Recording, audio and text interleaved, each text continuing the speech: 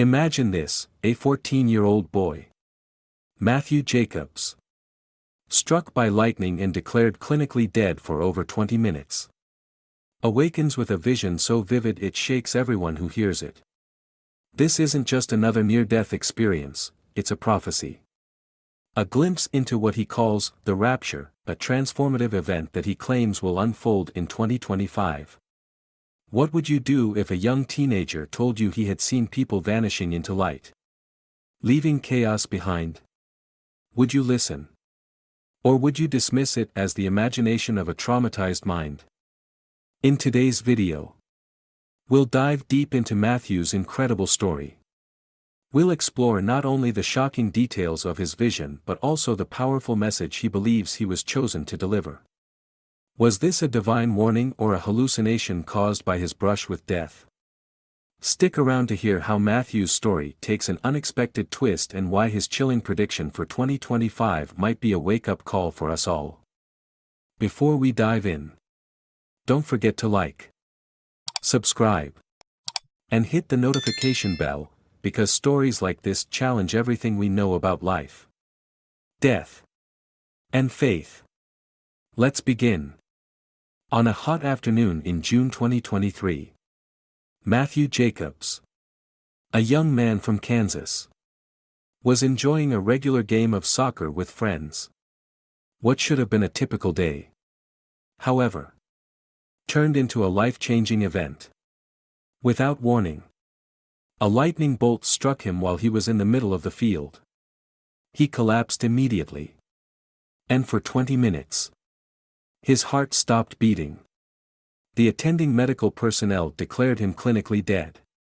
His friends and teammates, in shock and disbelief, had no idea how to process the sudden and tragic turn of events.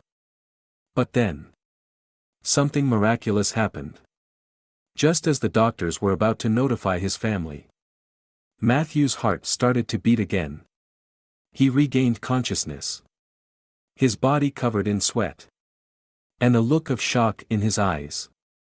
He had no memory of the moment of impact. But he soon began to recount a strange vision. Something he believed was far beyond the realm of ordinary experiences. He spoke of what he described as the Rapture, millions of people disappearing in the blink of an eye, ascending into beams of light, leaving the earth in chaos. He felt as though he was one of the few left behind. In his vision, Matthew described seeing a figure, someone he recognized as Jesus Christ, surrounded by light, and a sense of urgency filling the air. "It's happening," he recalled, as if he had been shown a glimpse of the future. He spoke of an immense earthquake, one that would ravage a part of the world. And in particular, he specifically mentioned Turkey, a detail that would later prove eerily accurate when a massive earthquake hit the region in early 2024. Many people, including his doctors, initially dismissed the story as a result of brain hypoxia caused by lack of oxygen during his cardiac arrest. The doctors explained that the brain can sometimes generate vivid hallucinations under such extreme conditions. However, what Matthew spoke of, the exact details of the rapture, the sense of impending doom, and the prediction of the earthquake, was far too specific to be written off as mere coincidence. Matthew's experience was not just a near-death event, it was a revelation. He felt compelled to share what he had seen and heard, believing that it wasn't just a personal encounter, but a warning for the world. His message spread quickly, sparking debates, skepticism, and widespread media attention. Despite the skepticism of many, Matthew remained firm in his belief that he had witnessed a divine prophecy. He continued to speak about his vision, urging others to be prepared for what was to come. "It's coming," he said repeatedly. "We must prepare." After surviving the lightning strike, Matthew's life changed drastically. While his body healed, his soul was forever transformed. He believed his near-death experience had granted him a glimpse of a divine realm. The beauty of the vision stayed with him, filling him with both peace and purpose. His recovery wasn't just physical, it was spiritual.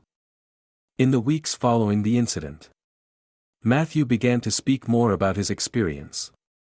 He described the heavenly realm as an ethereal world bathed in a radiant blue light. The sky had no flaws. No clouds, just an eternal glow. Around him, there were figures of light. Beings who seemed to recognize him. And he recognized them. It felt like coming home, he said. There was no communication through words but through an overwhelming feeling of love and understanding. At the center of this realm, Matthew saw a massive throne, radiating power and holiness. He felt drawn to it. And as he approached, he sensed the presence of God. Although the figure on the throne wasn't fully visible, the presence was undeniable, holy, infinite, and full of love.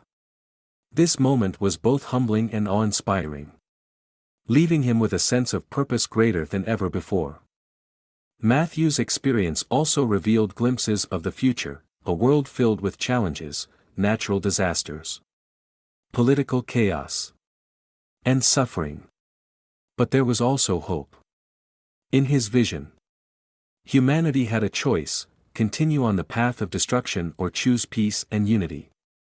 The divine message was clear: people needed to wake up, act with love, and choose a better path for the future. Matthew's vivid description resonated with many people. Some skeptics dismissed it as a product of his mind's response to trauma, while others found comfort in his words. He felt compelled to share his message, not as a warning of doom but as a call for humanity to change. Heaven is not far away, he said. It's just beyond the veil of what we know. The divine is closer than we realize, urging us to live with more love and awareness. He shared his story publicly. And soon, his message spread across the world. Some found solace in his words, while others questioned his experience. Despite the doubts, Matthew remained steadfast. He believed he had been shown a glimpse of something real, a realm where love and peace prevailed. He wasn't just called to experience this divine reality, he was called to share it. Matthew's message was clear: heaven isn't just a place to wait for afterlife. It's a state of being we can choose to experience here on earth through love, compassion, and action. He urged people to seek a deeper connection with their faith and with each other, to choose peace, and to heal the world around them. Heaven, he believed, was not just a distant dream but a reality waiting to be brought into existence. Matthew's visions continued to intensify. And with each revelation, he felt an undeniable urgency. The divine had entrusted him with a prophecy, one that was both a warning and a message of hope for humanity's future. It painted a vivid picture of a world on the brink of collapse, torn apart by greed, division, and neglect. Natural disasters ravaged the planet, and humanity seemed to be spiraling toward destruction. Yet, amid the chaos, Matthew saw a flicker of hope, a path to redemption. The prophecy was clear: humanity stood at a crossroads, and the choices made in the coming years would determine the fate of the world. It wasn't about grand miracles, but about the quiet actions of individuals choosing love, compassion, and unity over selfishness and division. There was still a chance for redemption, but it required a radical shift in consciousness. With this heavy burden, Matthew knew he had to share the prophecy. The message was too important to remain hidden. He gathered a small group of trusted friends and spiritual leaders, those who had supported him through his journey. As he spoke, they listened with a mix of awe and disbelief. Yet an understanding began to settle in. Matthew spoke of the trials ahead, the storms, both literal and metaphorical, that would shake the world. He described a future where leaders rose and fell, and where some resisted change, clinging to old ways. Yet, there would be those who embraced a new era, where love and compassion would lead the way. Above all, he emphasized that each person had the power to shape the future. We are not spectators of fate, he said. We are the creators of it. Matthew's words resonated deeply. People began to understand that their choices mattered more than ever. The prophecy was not about predicting doom, but about guiding humanity to its highest potential. The future could be molded by collective will, and it was in humanity's hands to choose a path of transformation. As the prophecy spread, people began to take action. There was a shift in energy, with more people coming together, motivated by a shared vision of a better world. The journey would not be easy, but it had begun. The true power of the prophecy lay not in its foretelling, but in the hearts of those who chose to believe and act upon it. In a small village on the outskirts of a bustling city, there lived a farmer named Elias. He was a simple man, grounded in his work, tending to his crops and animals. However, there was something different about him, a quiet wisdom that set him apart from others. For years, Elias had experienced strange dreams. Dreams that were filled with symbols of nature, of the earth, and of humanity's deep connection to it. He felt as though the land itself spoke to him, urging him to heed its message. Elias had always loved the land. As a boy, he learned the rhythms of nature from his father, tending to the soil and understanding the delicate balance between what was given and what was taken. But as the years passed, he noticed something unsettling. The earth seemed to be growing weaker. The soil, once rich and fertile, was losing its vitality. Crops were smaller, less bountiful, and the animals that once thrived seemed less healthy. One evening, after a particularly vivid dream, Elias woke with a sense of urgency. The vision had been clearer than ever. The earth, though resilient, was suffering, and it was crying out for help. The dream revealed a future where the earth, exhausted and abused by human greed, would no longer be able to sustain life. A day would come when the soil would no longer yield its bounty, and famine would sweep across the land. But there was still time to change the course of history, if humanity listened to the message. Determined to act, Elias began to speak of his visions to others. He talked to his fellow farmers, urging them to adopt sustainable practices and to work with the earth, not against it. He introduced crop rotation, organic fertilizers, and techniques to preserve water. Though some were skeptical, many were intrigued by his passion and his apparent understanding of the land's needs. As the seasons passed, the results were undeniable. The soil began to show signs of life again, and the crops flourished. Elias knew that his work was only the beginning. He began to gather a group of like-minded individuals, farmers and environmentalists alike, who shared his vision of a world in harmony with nature. Together, they sought to spread the message of sustainability far and wide. They organized workshops, held talks, and worked tirelessly to educate others about the importance of nurturing the earth rather than exploiting it. As word spread, more and more communities began to adopt Elias's practices. The changes were not always easy. There were challenges, obstacles, and resistance from those who were set in their ways. But Elias's message was clear: the earth could heal, and with it, humanity could thrive. But it required a collective effort. It wasn't just about planting crops, it was about planting hope. In the years that followed, the small village where Elias lived became a beacon of change. Other regions adopted his techniques, And soon, sustainable farming was seen as the future. Not just a fleeting trend. Elias's message resonated on a deeper level than anyone had anticipated. It was about the responsibility each person had to the planet. And how small actions could lead to monumental change. Elias, the visionary farmer, had unknowingly become a key figure in a parallel story that was unfolding alongside the prophecy Matthew had received. Both stories were driven by the same central message, the need for transformation. One spoke of the human heart's potential for change, the other of the earth's resilience and the necessity of returning to balance. Together, they were part of a larger narrative. A movement towards a more compassionate, sustainable, and interconnected world. As Elias's movement grew, humanity found itself at a critical juncture. The earth was healing, but the collective soul of humankind needed to choose its future. Would they embrace harmony with nature? Or continue on the self-destructive path they had followed for centuries? The impact of environmental degradation was undeniable. Climate change, pollution, and deforestation were wreaking havoc.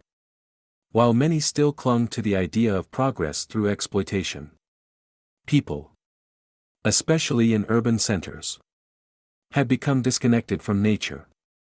And their focus on industrialization and consumption had led to widespread ecological damage. However, change was happening. In communities inspired by Elias's message, small actions were making a global impact. These communities were not just growing food, they were fostering unity and connection to the land. More importantly, younger generations were rising up. They understood the urgency of the crisis and began mobilizing for social justice, environmental protection, and sustainable development. Activism was at an all-time high. And the youth were demanding a transformation of the status quo. But powerful forces were pushing back. Corporations, governments, and influential institutions, all benefiting from the current system, sought to maintain the existing power structures. They spread misinformation and used their influence to preserve their own interests, often ignoring the long-term consequences of their actions.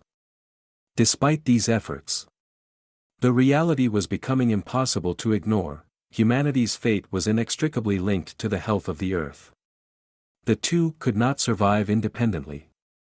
The choices were clear: continue exploiting the planet for short-term gain or embrace a new way of living that prioritized sustainability, empathy, and shared responsibility. The transition to this new world was not easy. Many still resisted, clinging to the comforts of modernity. But there was growing hope. People across cultures were coming together, uniting in their belief that change was possible. Movements were gaining momentum. And the message of Elias and others like him was spreading. The world was at a tipping point. And humanity had to make a choice: to embrace life, or allow destruction to claim its future. The choice was theirs. As humanity faced the challenges ahead, the question of readiness became central. The planet's resources were depleting. Ecosystems were collapsing. And climate disasters were intensifying. However, the most significant obstacle was not just external, it was within human consciousness. Were people truly ready to change? Readiness was more than just knowledge, it required action and a shift in mindset. For years, society had prioritized short-term gains and comfort, making it difficult to break free from these ingrained habits. Elias's teachings highlighted that real change would not come from a few leaders but from the collective effort of everyone. Each person had to take responsibility for their choices, understanding that every action, no matter how small, contributed to the greater good. Readiness also demanded resilience. Change would be difficult, and setbacks were inevitable. But humanity needed to be prepared for these challenges and continue pushing forward. Patience and perseverance were key in overcoming obstacles and staying committed to long-term goals. Leadership in this new world required empathy, wisdom, and a commitment to sustainability. True leadership would no longer be about power or control but about guiding others with compassion and understanding. Leaders had to show the world that protecting the planet and supporting equality were essential priorities. In communities where Elias's message was embraced, readiness took many forms. People collaborated on local sustainable food systems, supported renewable energy policies, and advocated for social justice. However, readiness was not just about action, it was also about confronting uncomfortable truths. People had to face their consumption habits, reliance on fossil fuels, and the systemic inequalities that perpetuated harm. Being ready was about love for the earth, for future generations, and for one another. It meant reimagining life not as one focused on material wealth, but on health, relationships, and harmony with nature. Only by embracing this mindset could humanity begin to build a sustainable future. Ultimately, the future was not fixed, it was shaped by the choices people made in the present. The question was not whether humanity would survive but whether it was ready to embrace the difficult yet necessary changes for a better world. The journey of humanity through its trials and tribulations brought forth several key lessons. Lessons that would shape the future for generations to come.